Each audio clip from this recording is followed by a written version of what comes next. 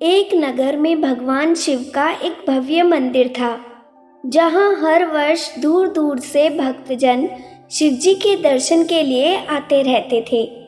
श्रावण का महीना था। दूर दूर से कांवड़िए कांवड़ लेकर भगवान शिव को जलाभिषेक करने आए हुए थे। मंदिर का परिसर भक्तों की भीड़ से भरा हुआ था।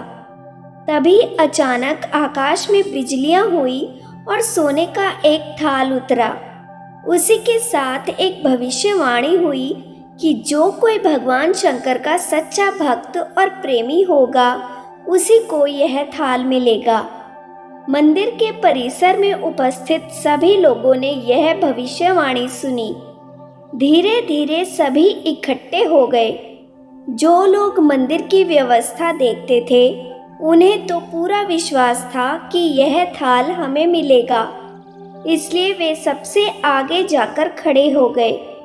सबसे पहले एक पंडित जी आए और बोले, देखिए, मैं प्रतिदिन महादेव का अभिषेक करता हूँ, अतः मैं ही भोलेनाथ का सबसे निकटवर्ती प्रेमी और भक्त हूँ, इसलिए थाल मुझे मिलना चाहिए। इतना कहकर पंडित जी ने थाल उठाया। जैसे ही पंडित जी ने थाल उठाया, थाल पीतल का हो गया। यह देखकर पंडित जी बड़े लज्जित हुए।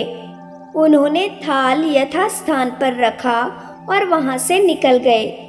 इसी प्रकार वहां उपस्थित सभी पंडितों ने खुद को आजमाया, लेकिन शायद उनमें से कोई भी सच्चा भक्त नहीं था।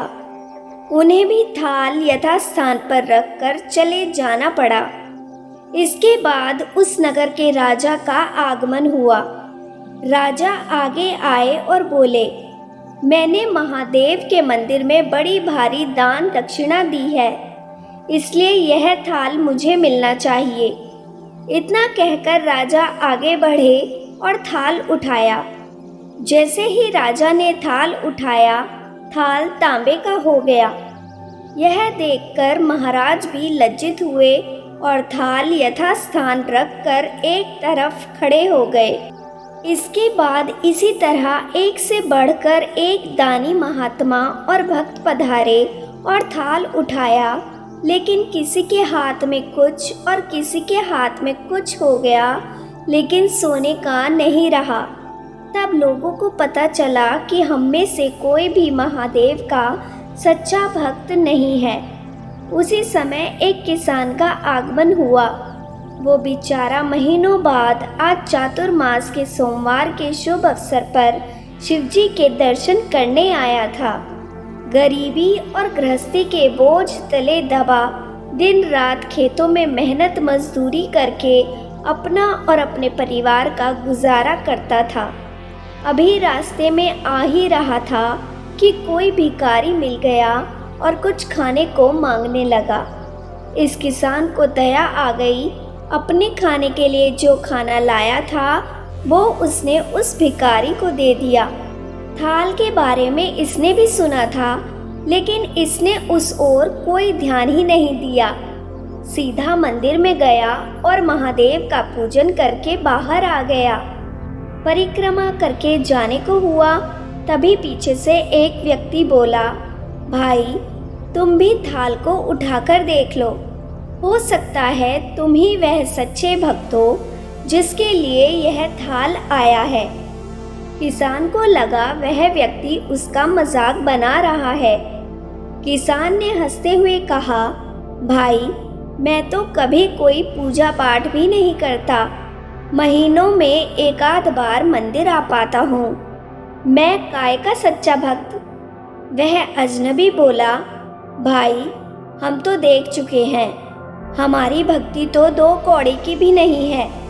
अब तुम भी अपना हाथ लगा कर देख लो।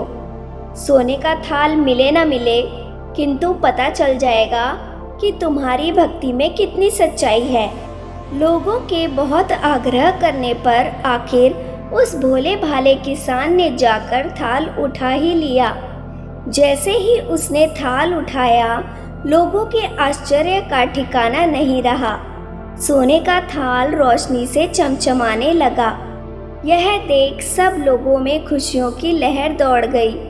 सभी लोग उसके जयकारे लगाने लगे और पूछने लगे, भाई तुम ही सच्चे भक्त हो, अब हमें बता भी दो कि कैसी भक्ति करते हो जिससे महादेव तुमसे इतने प्रसन्न हैं। किसान बोला, भाई मैं कोई भक्ति नहीं करता, मैं केवल दिन भर खेतों में काम करता हूँ और थोड़ा समय निकाल कर ज़रूरतमंद लोगों की मदद करता हूँ। इसके अलावा मैं कोई विशेष कार्य नहीं करता। लोग पूछने लगे, तुम लोगों की मदद क्यों करते हो? हंसते हुए किसान बोला, सुकून। दूसरों के चेहरे पर मुस्कान देखकर मुझे जो आनंद और खुशी होती है उसे मैं शब्दों में बयान नहीं कर सकता। शायद यही कारण है कि महादेव मुझसे खुश हैं। इसलिए हमेशा याद रखें, सत्कर्म का आरंभ भी आनंद से होता है और अंत भी आनंददायक होता है। दुष्कर्म का आरंभ भी दुख से होता है और अंत भी दुखदायक होता है।